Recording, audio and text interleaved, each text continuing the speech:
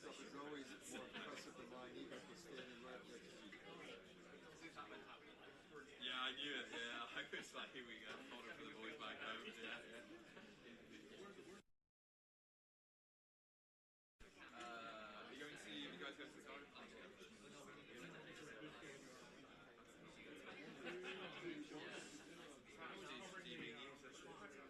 Oh, okay, because like, here you had somewhere. Got it. Well, you handed it to me.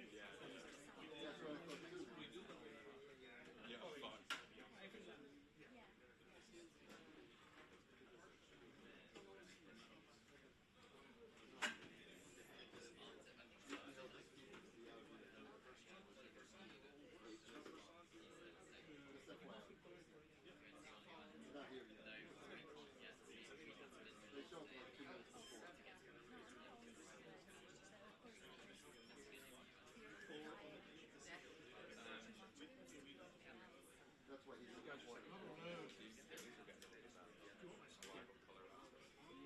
But then don't let you do it live, do they? You can't stand there in school. Yeah, you block cameras. But you can't be too high here. Like behind the guy in the red. It's not a hazard. But here you got to worry about the video. You gotta get the profile shot. Shot to take support.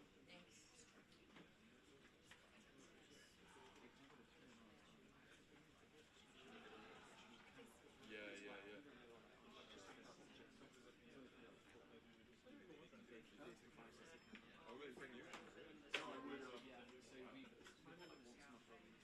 So she has the box. No, but I'm a second today.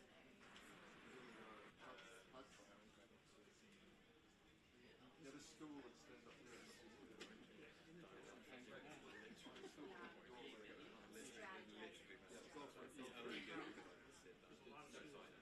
Up there already? There's like 6 schools.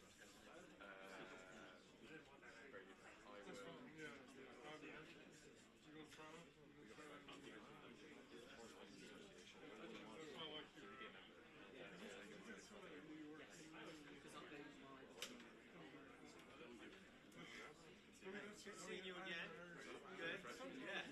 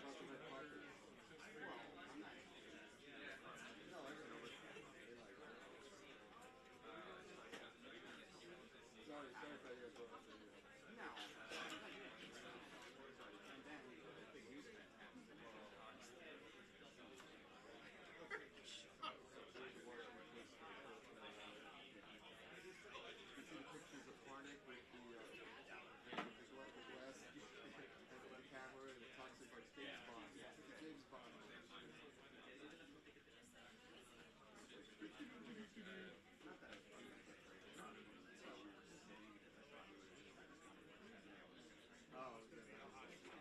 yeah. It's a big room. That was one of the reasons I bought a 400. I wasn't there, but I bought a 428 because there's top events in there. But you have to be in the shop well. You need long and you need. That room was specifically in my mind.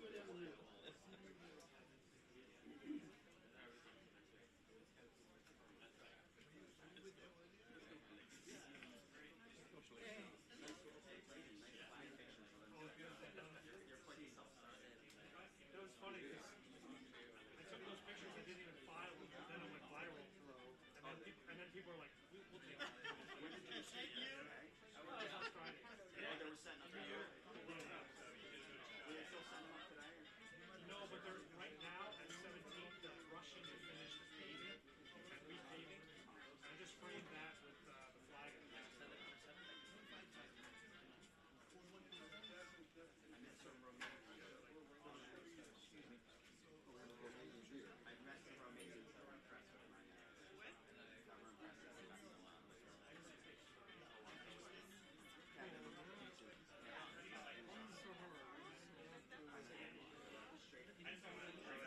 They bounced every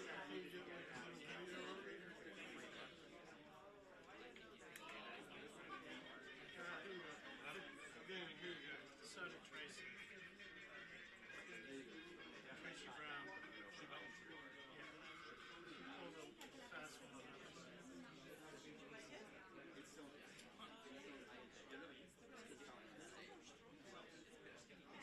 Rick put in for it, but he's waiting. He thinks he may be screwed.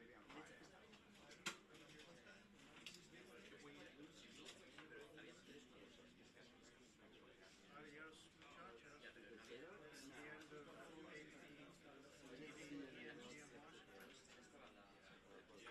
Here's the way it's done. Mike Pasoldi's last day was Friday. He took a job with the Atlanta. A lot has been going on. He got a job with the Atlantic. River, the real shit hot Chinese lady, had to scramble back to China. Some medical emergency. So she's gone. We don't know. I was telling you that but then he said it. River's gone. Mike's gone. I'm gone. Two of many people is waiting to hear. That leaves Nathan. Apparently Jack's gone.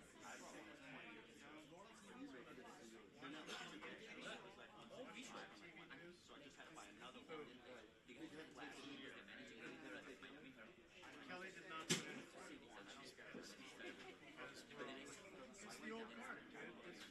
It's the gang from 1845. You know why you're on TV now? Tracy. I still have it in my closet. I haven't even No. She's doing. No. She's doing stories within the last. The glass of whatever it was, bourbon or whatever. I heard Lori Rayer was James Bond. Beirut or something. She's one tough guy. I can still see that. Oh, yeah. Riding or scooter. You know, you're not, unless you sit in the not that you should be totally oblivious. Saturday. When you file in the final story? Oh, dude, you want to read the? Maybe I misread the. I misread it. The AP accepts your request to voluntarily separate from the company. Your last day will be Thursday, April 30th. Your manager will be in touch with you. That's what we said. That's what we said. We were like, this is like 2 weeks or like every Monday. It's like, Don't let the door hit you in the ass. clean your shit out tomorrow, dude. Clean your shit out tomorrow. I have a medical procedure already. This thing gets worse and longer as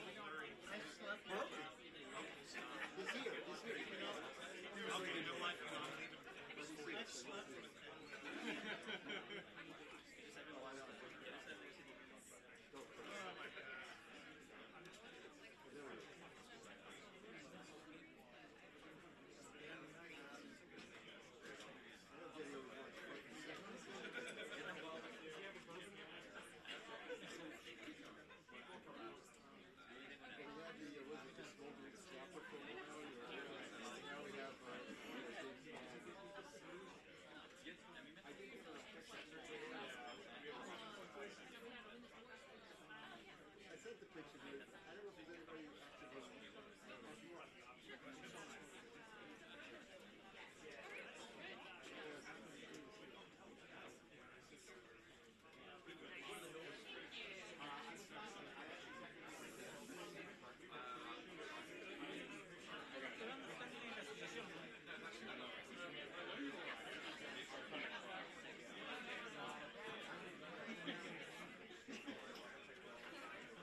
I'm just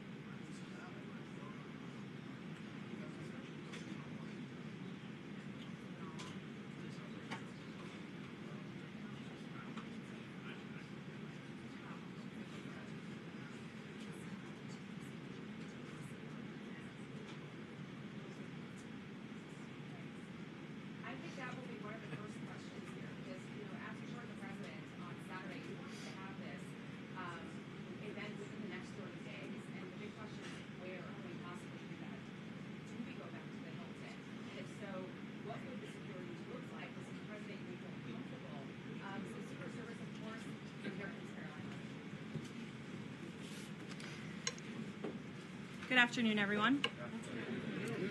Later today, President Trump and the First Lady will welcome King Charles and Queen Camilla for a state visit here at the White House. First Lady Melania Trump has led all of the preparation for the state visit, which will honor the long-standing and special relationship between the United States and the United Kingdom. As I told many of you on Friday afternoon, I thought that would be my last time taking your questions until after my maternity leave. But given the attempted assassination of the president and, quote, top Trump administration officials, as the depraved shooter noted in his manifesto at the White House Correspondents Association dinner on Saturday evening, I felt it was prudent to be here today to answer your questions and inform the American people about how the administration is responding to yet another attempt on President Trump's life. Saturday was supposed to be a joyful evening, celebrating free speech and the First Amendment with all of you, members of the press. Instead, the night was hijacked by a crazed anti-Trump individual who traveled across the country to assassinate the president and as many administration officials as possible. This is the third major assassination attempt against President Trump in 2 years. No other president in history has faced such repeated, serious attempts on his life. First and foremost, the President, the First Lady, and everyone in this White House are extraordinarily grateful to the brave law enforcement professionals who sprang into action to apprehend the would-be assassin and keep all of us safe.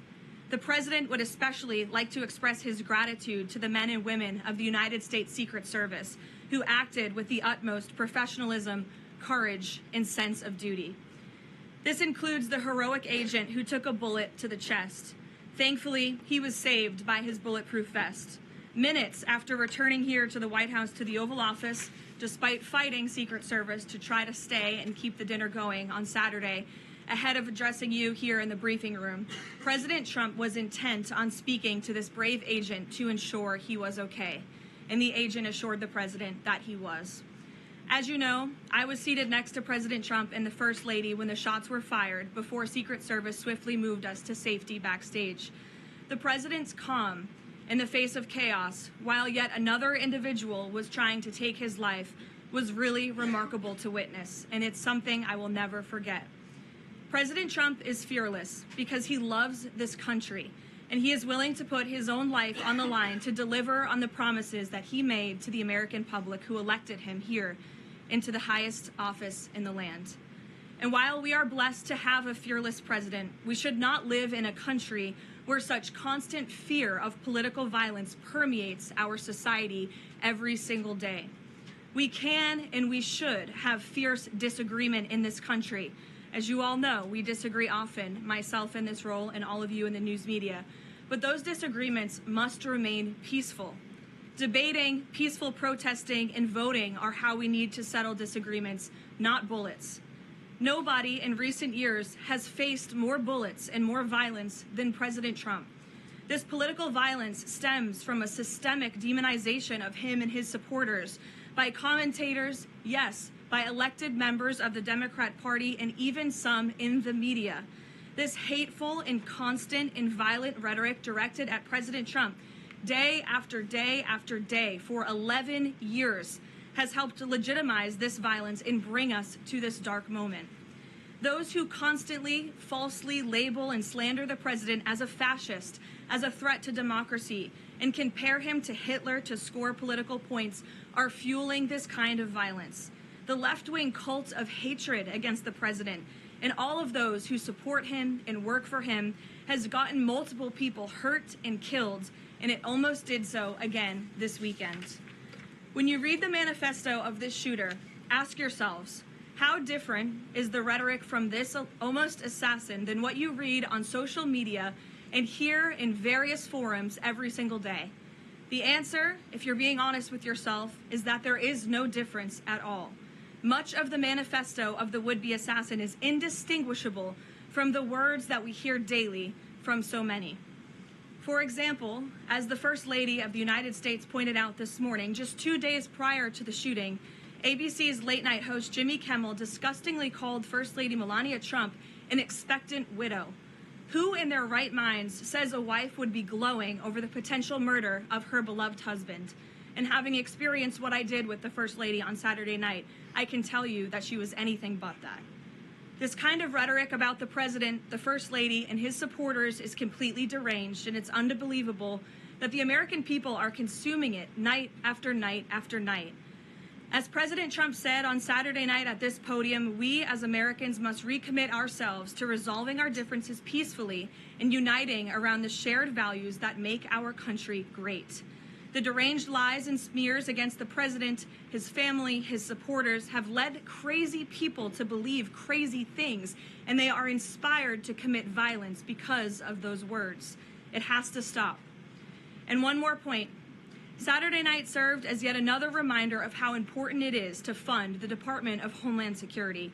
It is shameful that the United States Congress has kept this vital agency defunded for 73 days, the longest shutdown of a federal agency in U.S. history. The Secret Service is a vital component of DHS. It has been directly impacted by this reckless political gamesmanship. Everyone in this room who was there on Saturday night witnessed the heroes of Secret Service and federal law enforcement jump into action in the face of grave danger and uncertainty. Agents put their own lives in harm's way to protect the president, the First Lady, the Vice President, and members of the cabinet. One agent can be seen in video footage literally jumping onto the stage, not knowing where the attacker was or where the bullets were coming from at that point, to place his body in front of the President of the United States. These men and women are heroes. They perform their duties daily, and they have children and families too.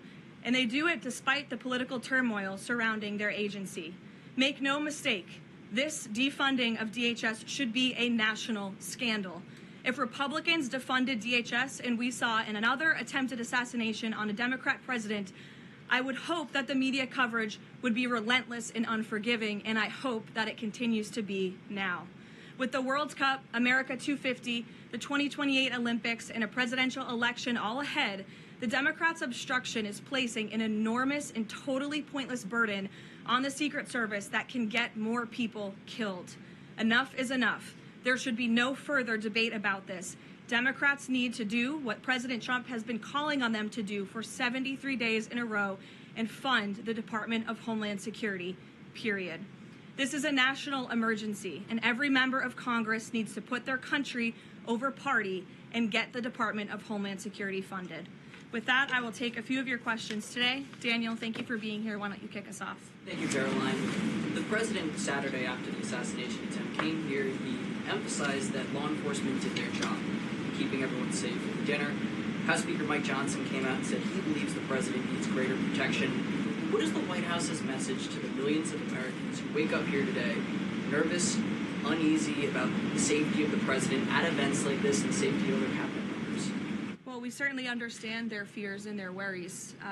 As you heard from the president himself, he continues to have trust in the United States Secret Service. As I just said, these are great men and women who are doing their jobs and performing their duties honorably. As we all witnessed on Saturday evening, within minutes, the president, the First Lady, the Vice President, members of the president's cabinet were ushered out of the room. The perpetrator who sought to inflict massive harm, as we all now know with the release of the manifesto on administration officials and the president himself, was stopped at the security perimeter that was set up. He tried to charge through it, as you saw on video, and he was quickly neutralized by Secret Service, and thank God that he was.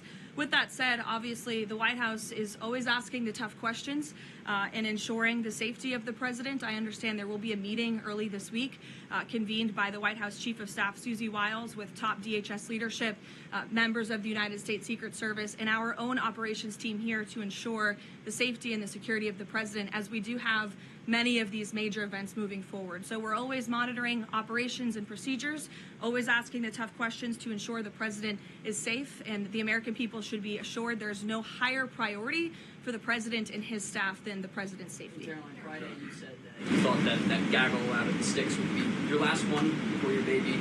Back in 2024, when the president had the attempt on his life in Butler, you cut your maternity leave short back then. You're obviously back here today after Saturday. Can you just elaborate a little bit why you felt it was important to be here to bring to the media and talk to the American people from the stand? Sure. It's sort of crazy timing when you put it that way for both children with 2 assassination attempts against the president. I'm honored to work in this job. I view this job as the president's spokesperson and the White House spokeswoman as public service. It's not just any job. I'm honored to do it, and I'm honored to work and speak on behalf of President Trump, who has faced unprecedented adversity and challenges, and I'm honored to work for him. And again, as I witnessed on Saturday night, just his dogged resolve and determination to get back onto the stage, and he was pushing Secret Service and law enforcement to allow him to address. And that really, I think, hopefully gives the country the type of strength that we need. And I certainly know, as his spokeswoman, and I can speak on behalf of all of the staff here at the White House, the president inspires all of us to just keep going and keep fighting every day. Thanks, Daniel. And congrats to you on your new baby. He's beautiful. Aisha. Just on the rhetoric, you mentioned the First Lady and Jimmy Kimmel. Jimmy Kimmel's comments were, Mrs. Trump, you have a glow like an expectant widow. And he said this days before the shooting, but there does seem to be a normalization of rhetoric about assassinating this particular president. How can this administration try to put an end to this?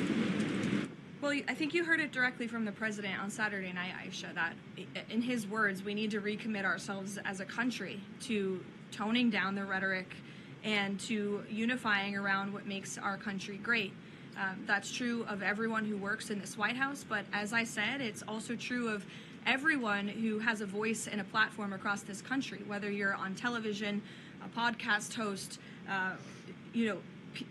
people listen, and when you have mentally disturbed individuals across the country who are listening to this crazed rhetoric about the president day after day after day, it inspires them to do crazy things. And unfortunately, it's not just the media, it is the entire Democrat Party has made their pitch to voters across the country that Donald Trump poses an existential threat to democracy, that he is a fascist, and that they compare him to Hitler. I mean, these are despicable statements that the American people have been consuming for years. And so many mentally perturbed individuals are led to believe these words are truth and then are inspired to act on it.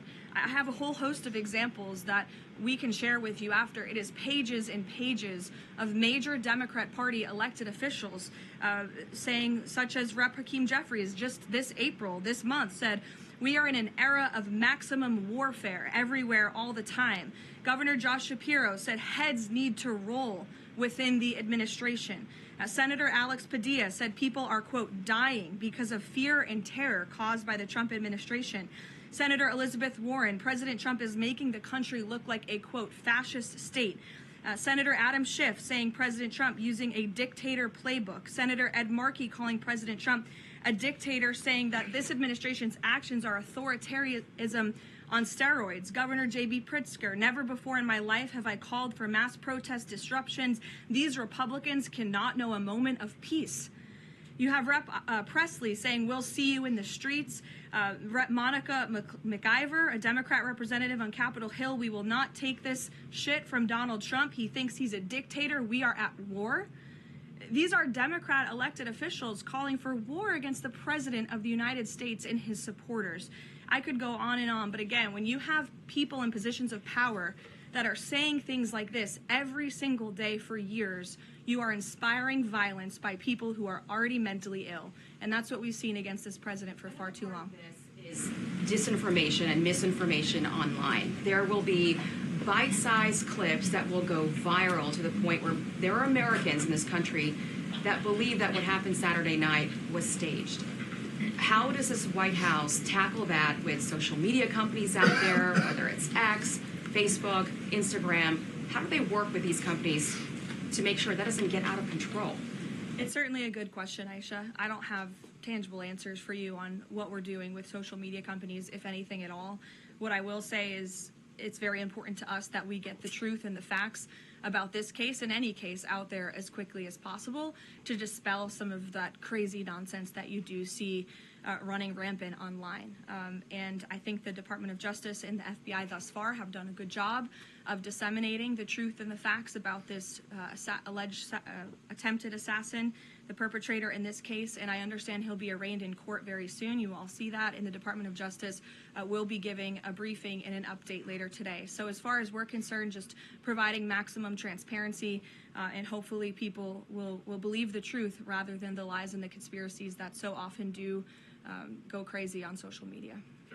Rachel. Thanks, Caroline. Does the administration view this as a security failure, or did the protocols work as they were designed? The president has said he believes that the protocols worked. Again, you had a perpetrator who tried to breach the security parameter that was set up by Secret Service, and he was running as fast as he could and was immediately neutralized moments later. And again, having been right up there on the stage with the president and the First Lady, I can tell you it was seconds before we were told to get down, and it was seconds before we found ourselves in the hold room backstage. It all happened literally within a matter of seconds. The president, the vice president, and the First Lady being pulled to safety.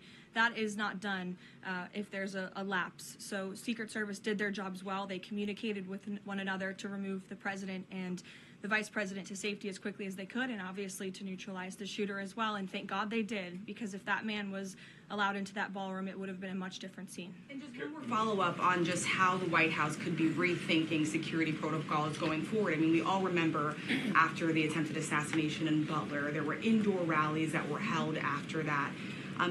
Is that out of the question, changing any additional security protocols when it comes to how the president does these events that are outside of the White House? I definitely wouldn't say changes are out of the question. I think, again, that it's up to the White House here, and we view it as a great responsibility to ensure the maximum safety of the president and the vice president and the entire cabinet. And so we're always looking for ways to improve security. I think if you just sit here and say everything is perfect all the time, that's not a good way to operate. And so the White House will continue to engage with DHS and with Secret Service to find ways to improve and strengthen security. But as far as Saturday night is concerned, the president was satisfied with the response, and he's very grateful to the men and women who provided the response for him and his wife and members of his team. Deanne. Thanks, Caroline. The president has talked about rescheduling the dinner within 30 days. Does he have a specific venue in mind, and would he consider hosting it at the White House? Well, unfortunately, we don't have a room big enough here at the White House, which is another point to be made, and the president is absolutely right. It's why the White House Ballroom project is not just a fun project for President Trump, like you will read in the media. It is actually critical for our national security that a larger, secure building on this complex, which is the most secure complex in the world, is built to accommodate not only large amounts of guests, but also the president, the vice president, members of the cabinet. The line of succession in this country should be able to gather freely in safety without the fear of threats or political violence. And the White House Ballroom will provide that. And so it's critical that we get this project done as quickly as possible. Iran as well. Thank you, Caroline. Thank you, Caroline. Two questions, if that's all right. First, on the security situation on Saturday, kind of a follow-up here. Previous administrations have sent both the president and the vice president to the dinner. But after the foiled attack on Saturday, if the dinner is rescheduled, would President Trump and Vice President J.D. Vance both plan on attending? And is it wise to have both of them in the same spot, given the presidential line of succession that you mentioned a second ago? It's definitely a good question, and I know that it's one that will be raised. I can assure you the president intends to attend the event, as he has told all of you publicly. I don't want to rule in or out the vice president's attendance, but certainly that's a conversation that will take place. Iran has proposed a mutual reopening of the strait, leaving the nuclear discussion for later in the process. Given that the nuclear program has been a red line for this administration, would the president agree to that kind of phased negotiation? Well, only because it's been reported. I will confirm the president has met with his national security team this morning. The meeting may be ongoing, maybe not. I don't want to speak affirmatively because I was prepping to come out here. But the proposal was being discussed. I don't want to get ahead of the president or his national security team. What I will reiterate is that the president's red lines with respect to Iran have been made very, very clear, not just to the American public, but also to them as well. So they're considering it. I wouldn't say they're considering it. I would just say that there was a discussion this morning that I don't want to get ahead of, and you'll hear directly from the president, I'm sure, on this topic very soon. I'm going to ask you about the Fed chairman, but first, 3 assassination attempts in 3 years. Is this going to change the type of events that the president goes to? Well, again, that's going to be part of the conversations moving forward. But as you heard from President Trump, he does not want these deranged lunatics and these grave acts of political violence to change our American way of life. And I think it's a very brave thing for him to say. It'd be very easy for him to just hunker down here at the White House where he knows he's safe, but the president wants to be out across the country. He wants to go across the country to meet with Americans. He wants to celebrate the 250th birthday of our nation's anniversary this summer. As you know, we're gearing up for a big UFC fight here on the South Lawn. So there's many exciting events I know the president wants to be part of and will be part of moving forward. He's undeterred in that way, and it's something that inspires all of us here to keep going. Senator Tillis is now dropping his objection to allowing Kevin Warsh to be confirmed because the DOJ has closed their investigation. Is the president satisfied that an inspector general report into the Federal Reserve is enough to look into these renovations? The president understands that the inspector general has greater tools at their disposal, perhaps even more powerful than a grand jury, to continue investigating the financial mismanagement of the Fed building, which is a priority for the president.